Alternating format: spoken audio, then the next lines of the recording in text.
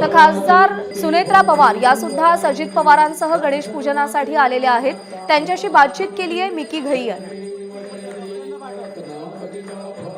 वहिनी, दादांसोबत तुम्ही विसर्जन मिरवणुकीमध्ये सहभागी झालात, दगडूशेठचे दर्शन घेतले, बाप्पा चरणी काय प्रार्थना केली आपण?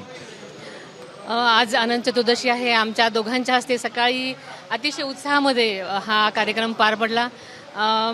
सर्व भक्तगण उत्साहानं इथं आलेले होते. आम्हालाही खूप बरं वाटलं. 10 दिवसाचा हा भक्तांचा सण एकत्र येण्याचा कुठेतरी मनात थोडंसं जड झालं होतं की आज विसर्जन होणार. तरीही आम्ही अभिषेक केला आहे. गणपती बाप्पा आपल्या नेहमीच आशीर्वाद देत असतात आणि जनतेच्या मनातली इच्छा पूर्ण होऊ दे. सर्वांना आम्हाला सगळ्याच जनमानसांना सुखी समृद्धी आणि भरभराट येऊ दे अशीच मी गणपतीच्यांनी प्रार्थना केलेली आहे. वहिनीसाहेब, त्याचबरोबर कार्यकर्त्यांची मोठ्या संख्येने गेले अनेक वर्ष इच्छा आहे की अजित पवारांनी राज्याचं मुख्यमंत्री व्हावं, नेतृत्व करावं, असं काही साकडं आपण देवाचरणी घातलं का? कारण सगळ्या म्हणजे वारंवार हे समोर येत आहे.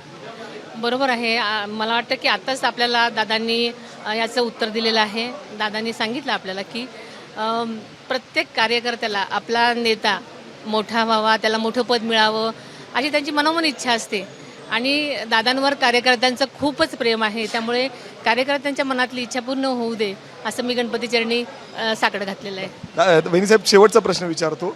महाविकास आघाडी यांच्याकडून वारंवार दावा केला जातो की येत्या निवडणुकीमध्ये आम्ही सरकार आणू.